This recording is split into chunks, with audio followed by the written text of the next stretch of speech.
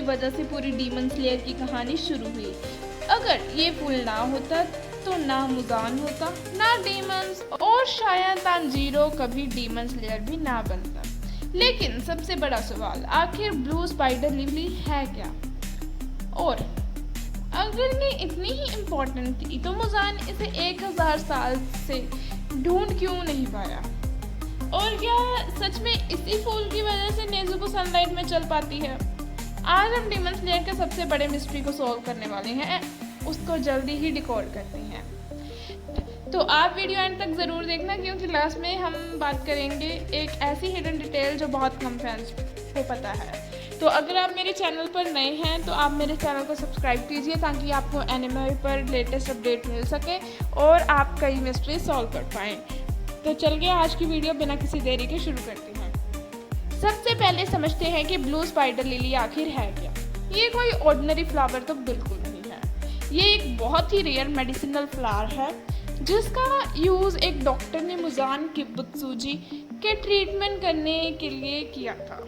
उस time Muzan एक बहुत ही बीमार इंसान था, उसकी लाइफ कभी भी ख़त्म हो सकती थी। डॉक्टर उसे बचाने की पूरी कोशिश कर रहा था। उसने एक स्पेशल मेडिसिन बनाई और उस मेडिसिन का सबसे इम्पॉर्टेंट इंग्रेडिएंट था ब्लू स्पाइडर लिली। लेकिन यहीं से सब कुछ बदल गया। मेडिसिन लेने के बाद भी मुजान को तुरंत कोई इम्प्रूवमेंट नहीं दिखा।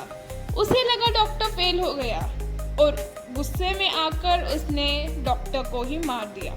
लेकिन कुछ ही टाइम बाद मेडिसिन ने काम करना शुरू कर दिया। मुजान पहला डीमन बन चुका था।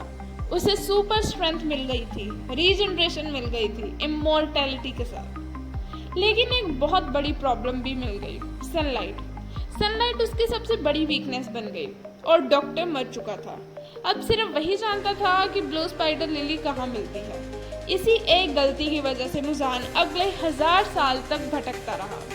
अब सवाल आता है, अगर मुजान ऑलरेडी इमॉर्टल था तो फिर उसे ब्लू स्पाइडर लिली की ज़रूरत क्या थी? सिंपल, इमॉर्टल होने के बाद भी वो कंप्लीट नहीं था। दिन के टाइम वो बाहर नहीं आ सकता था, सनलाइट उसे तुरंत डिस्ट्रॉय कर देती थी। उसका मानना था कि ब्लू स्पाइडर लिली ही उसकी इस वीकनेस को ख़त्म कर सकता है। इसीलिए उसने हर अपर मून को ऑर्डर कर दिया, फ्लावर ढूंढो, मेडिसिन का राज ढूंढो, और अगर कोई इंसान या डीमन उसे रिलेटेड इंफॉर्मेशन रखता हो उसे पकड़ो। अब सबसे इंटरेस्टिंग पार्ट, 1000 साल तक सर्च करने के बाद भी मुजान को ब्लू स्पाइडर लिली नहीं मिला। लेकिन क्यों? इसका रीज़न बहुत शॉकिंग है। ब्लू स्पाइडर लिली कोई नॉर्मल फ्लावर नहीं थी। ये सिर्फ बहुत ही स्पेसिफिक कंडीशंस में ब्लूम करती थी और बहुत कम टाइम के लिए दिखाई देती थी। यानी अगर तुम गलत सीजन में सर्च कर रहे हो तो तुम्हें लगेगा कि ये फ्लावर एग्जिस्ट ही नहीं करता। इसी वजह से मुजान के पास इतनी पावर होने के बाद भी वो उस फ्लावर तक नहीं पहुंच पाया। कभी कभी नॉलेज पावर से भी ज़्यादा इम्पोर्टेंट होती है। स्टोरी में एक और शॉकिंग ट्विस्ट आता है। एक दिन मुजान को पता चलता है कि नेज़ुको सनलाइट में चल सकती है। ये उसके लिए इम्पॉसिबल था। अब उसका टारगेट ब्लू स्पाइडर लिली से शिफ्ट होकर नेज़ुको बन जाता है। उसे लगता है अगर वो नेज़ुको कोई एबिलिटी हासिल कर ले तो उसे फ्लावर की कभी ज़रूरत ही नहीं पड़ेगी। इसी वजह से फाइनल आर्क में मुजान का पूरा फोकस नेज़ुको पर आ जाता है। अब एक और hidden detail, blue spider lily सिर्फ एक फ्लावर नहीं है, ये ग्रीड और इम्पेशंस का सिंबल है। डॉक्टर को थोड़ा और टाइम दे देते तो शायद उसे कंप्लीट क्योर मिल जाता। लेकिन मुजान के इम्पेशंस ने उसकी लाइफ की सबसे बड़ी प्रॉब्लम क्रिएट कर दी। कभी कभी सबसे पावरफुल विलन भी अपनी ही गलती के कारण हार जाता है।